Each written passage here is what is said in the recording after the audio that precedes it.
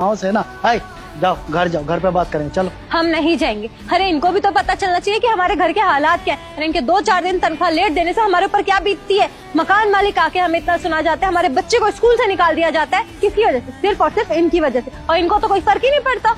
क्या सच है ये? क्या है, हम आपको बताने का कोशिश किए थे, तो अंदर जो बड़ा साहब काम करते हैं ना, सब लोग, सबसे हम बोले भी, तो लोग बोला कि सैलरी ही नहीं आया अभी, तो तुम एक काम करो, बड़ा साहब से बात करो, वो दे देगा। फिर हम सोचे कि खाली पीली आप पे दबाव बनाएंगे तो कहीं आप हमको नौकरी से ना निकाल दे, इसलिए बस नौकरी जाने का डर से आपको कुछ बोले ही नहीं। देखो जतिन, बात ऐसी है कि अभी तक डिपार्टमेंट में किसी की भी सैलरी आई नहीं है, और अगर तुम्हें अर्जेंटली अगर पैसों की जरूरत थी तो मुझे बताते, मैं तुम्हें एडवांस दिलवा देता किसी से। और अगर तुम एडवांस ले लेते तो इससे कम से कम तुम्हारे बच्चे की फीस तो भर जाती स्कूल की।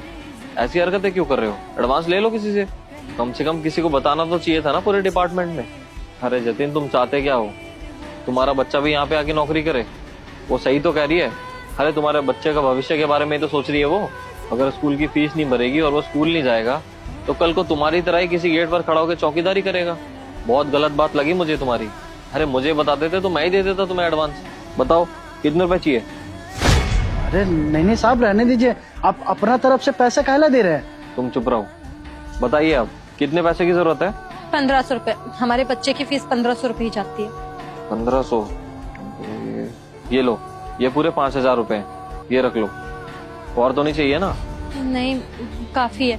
और जतिन, अगर कोई भी दिक्कत परेशानी आती है किसी को बताओ चाहे मत बताओ, लेकिन मुझे सबसे पहले बताना, ठीक है? आगे से ऐसा नहीं होना चाहिए। माफ करना साहब, गुस्से में इतना कुछ आपके बारे में अनाप शनाप बक गए, लेकिन क्या करते, हम भी मजबूर थे, क्योंकि बात हमारे बच्चे के भविष्य की थी। जैसे हम नहीं पढ़ पाए, हमारे पति नहीं पढ़ पाए, हमारे बच्चे की भी भविष्य वैसी ही। अरे कोई बात नहीं, आप माफी क्यों मांग रही हैं? आप तो अपने बच्चे के भविष्य के बारे में सोच रही थी ना। वो क्या है ना, सबकी सैलरी हमेशा टाइम से ही आती थी, लेकिन इस बार थोड़ा सा लेट हो गया। कोई बात नहीं, अगर आप दोनों में से किसी को भी दिक्कत आए ना आगे से, तो आप मेरे को बता देना, मैं इनको एडवांस दे दूंगा। ठीक है, चलता हूँ मैं, ख्याल रखना।